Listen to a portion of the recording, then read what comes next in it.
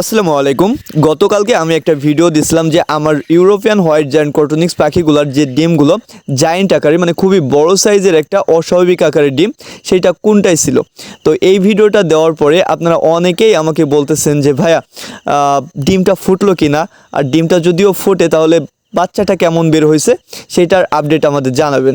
তো আজকের এই ভিডিওটা সেই জন্য যে আসলে ডিমটা ফুটছে কিনা বা এই ডিমটা ফুটলো আদৌ কয়টা বাচ্চা হয়েছে, একটা হয়েছে না দুইটা হয়েছে, যদি একটা বাচ্চা হয় বাচ্চাটার সাইজ কেমন সেটা আপনাদের সাথে শেয়ার করার চেষ্টা করব ইনশাআল্লাহ।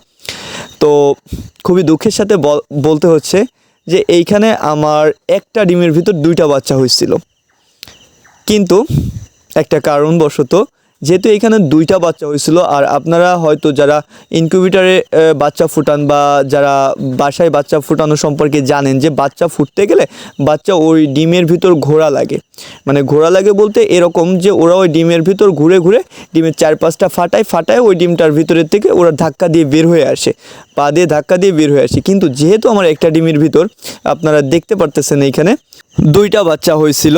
আমি এই ভিডিওটা এখানে ব্লার করে দেওয়ার চেষ্টা করছি, কারণ আমি ফেসবুকে এর আগেও দেখছি যে যখন আমি মরা পাখির ভিডিও দিই বা রক্ত জাতীয় কোনো ভিডিও দিলে সেটার সাথে সাথে ভিডিও মানে এটা কমিউনিটি গাইডলাইনের ফেসবুকের রুলস এটা ভঙ্গ করা হয়, এই জন্য ওই ভিডিওটার উপর রেস্ট্রিকশন এসে যায়।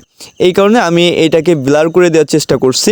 তো এইখানে দুইটা বাচ্চা বের হয়েছিল বলতে দুইটা বাচ্চা ধরছিল। তো আল্লাহর কি অশেষ সহমত, এইটা আমি তখন ভাবতেছিলাম যে একটা ডিমের ভিতর যখন দুইটা কুসুম থাকে, দুইটা কুসুমে যদি দুইটা বাচ্চা হইতে হয় তাহলে ওই একটা ডিমে দুইটা ভ্রূণই যেতে হয়, যদি দুইটা ভ্রূণ না যায় তাহলে দুইটা বাচ্চা হবে না। তো এইখানে দুইটা বাচ্চাই হয়েছিল, কিন্তু ওই যে দুইটা বাচ্চা তো আর একসাথে ঘুরতে পারে না, যে কারণে কোনটাই ছিল ঠিকই, মানে হালকা একটু ফাটছিল। আমি সম্পূর্ণ আশাবাদী ছিলাম যে এইখান থেকে যেহেতু কোনটা এসছে আমি বাচ্চাটা হয়তো পাবো, কিন্তু আমি প্রায় আপনার 24-25 ঘন্টা ওয়েট করছি শুধুমাত্র ওই একটা ডিমের জন্য। অন্য বাচ্চাগুলো সবই ফুটে গেছে, ম্যাক্সিমাম 80%, 90%, 90%-এর মতো বাচ্চা ফুটে গেছে, কিন্তু আমি ওই একটা ডিমের জন্যই পড়েছিলাম যে এই বাচ্চাটাকে বেরোবে কিনা, এই বাচ্চাটা কখন বেরোবে, এই বাচ্চাটা কখন বেরোবে। আমি বারবার যাচ্ছিলাম দেখতেছিলাম, হঠাৎ করে একটা পর্যায়ে যে দেখি যে ডিমটা নড়াচড়া একদমই বন্ধ হয়ে গেল। তো তখন আমার মনের ভিতরে একটু আশঙ্কা জাগলো, যেহেতু ওই ডিমটা আর বেশি ফাটেওনি, ওই যতটুকু ফাটাইছিল ওই পর্যন্তই ছিল।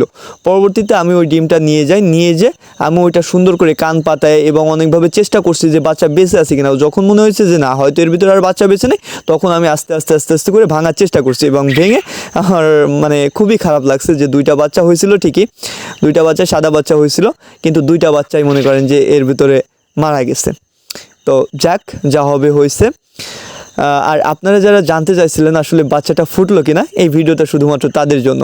বাচ্চাটা ফুটেনি, দুইটা বাচ্চা হয়েছিল, দুইটা বাচ্চাই মারা গেছে।